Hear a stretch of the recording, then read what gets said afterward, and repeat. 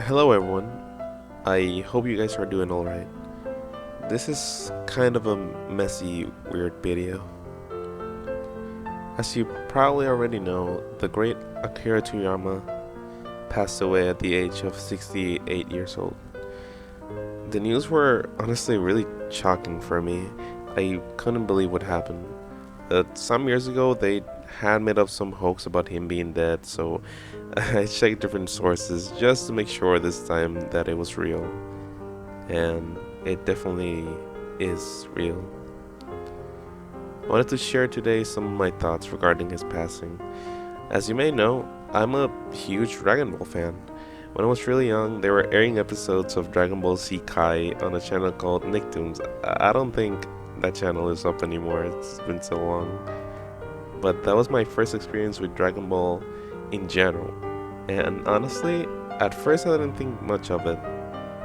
It was probably the Saiyan saga, when Vegeta and Nappa arrive on Earth to destroy it and get the Dragon Balls or whatever they were doing there, I forgot. I saw the encounter and I was really entertained, but I just thought it was like, oh, it's mindless fighting. But it wasn't until I saw Piccolo's sacrifice when he protected Gohan from that beam that I realized this story had much more emotion and depth to offer. Later down the line, Goku arrived and he just destroyed Nappa. I'm talking full disrespect. Like look at this pictures. he's a goner. I remember thinking how cool he was and how much I look up to him. As we watched more episodes, I saw more of Goku and how he wasn't the perfect hero. He had flaws like incompetence, ignorance, arrogance, and overconfidence. But at the end of the day, he meant well, and he was kind-hearted. The fight scenes complemented with the emotional scenes of Dragon Ball truly created a world that felt alive. The more you watch, the more you care about the characters. And it sucked to see them get hurt because they meant the world for you. I honestly really like Dragon Ball. Not just Z or Z Kai. Original Dragon Ball was and still is a masterpiece. That is definitely a product of its time. Roshi does some weird stuff, I'll give you that, but it has this sense of wonder and discovery that you don't really see in anime anymore.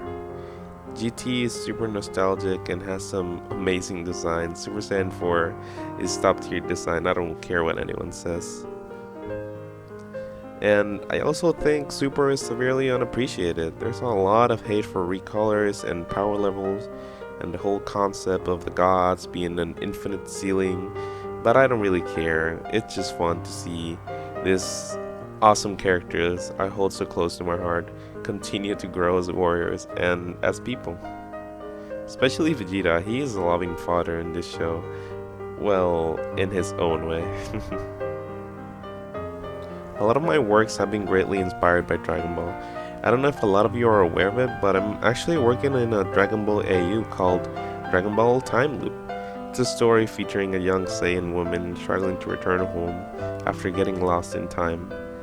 I'm having a lot of fun with it, and it seems that some of you really enjoy it, so expect more of that in the future. She's the green-haired girl in the drawing, by the way. Mr. Toriyama did not show a lot about himself in personality. He wasn't a fan of interviews or paparazzi, and he made very brief comments along the years. But here's a little insight from a friendly artist. When you're making a manga or writing a story, the characters you create always carry a little bit of your personality.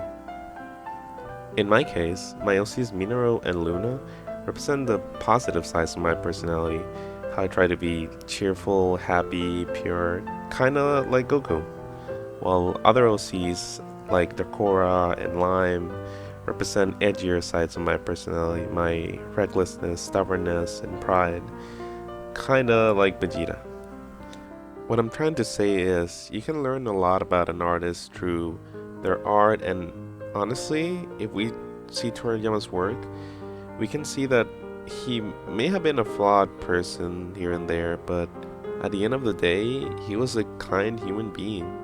He wasn't afraid of being silly or acting dumb in front of people that cared or didn't really care about him, especially if we look back at his side projects like Dr. Slump.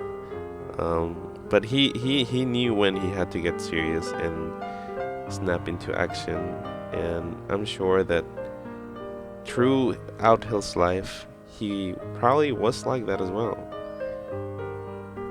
Thank you, Akira Toriyama, for making the world a better place with your stories and your art.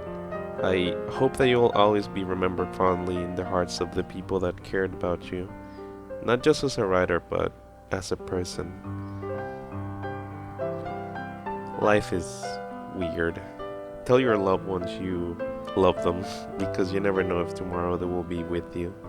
Make sure you let them know how happy you are that they exist. That was all I want to say. Sorry if this was a weird video.